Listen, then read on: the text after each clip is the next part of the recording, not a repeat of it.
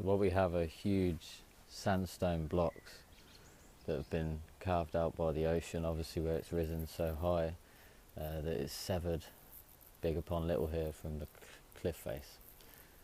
We end up with these very straight walls of sarsen, making these quite convenient channels through the rock that would be, or would make quite a comfortable shelter if you were a hunter-gatherer culture.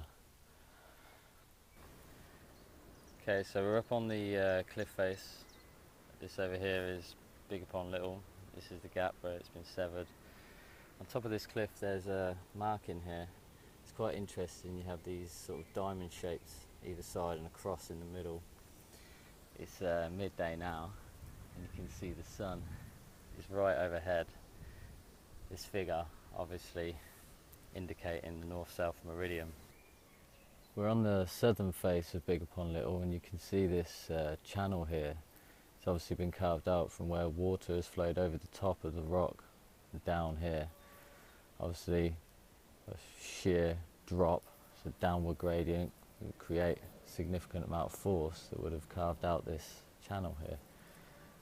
The reason I'm showing you this is because it has quite a lot of significance in relation to the other rock that we've come to see, which also seems to have evidence of human carving.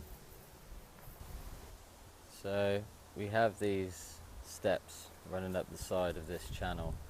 Obviously channels like this are created in nature all the time by a constant flow of water, but obviously it would require a downward flow of water to create this channel. The interesting thing is that this channel runs into the coast. If you look behind the boulder, there's no higher ground that would have enabled the water to flow down this boulder to create this channel. If you look behind, there's just an open expanse of land.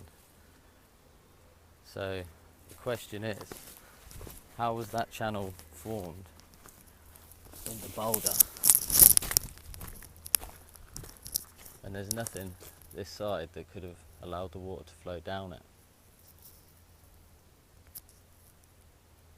Doesn't quite make sense. So the channel that we saw 400 or 500 yards over in this direction, way beyond this rock here, on Big Upon Little, may have been the channel that carved out this stone. There are 18th century depictions of Big Upon Little, and the ground level is significantly altered. We've got these paths that have been put in here. The ground actually around Big Upon Little was much lower and more rock was exposed. It may well be that this boulder at some stage was actually next to Big Upon Little, and the water flowing down Big Upon Little also flowed down this rock and created that carving. At some point the boulder's been redeposited, and the question is that a natural redepositing by an ice sheet or glacial forces, or was the stone deliberately deposited here and used for a particular purpose? These steps are obviously very deep. This is tough sandstone.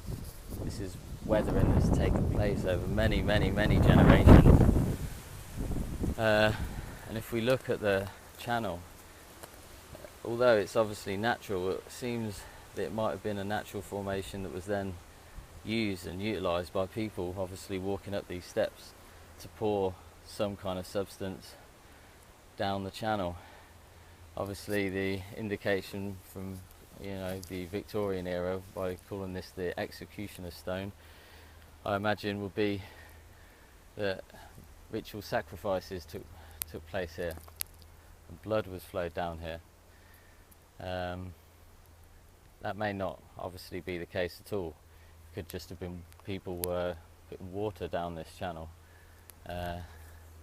and there is a quite compelling reason to assume this stone may have somehow actually been placed here. If we check the alignment with a magnetic compass, we get pretty convincing north to south alignment.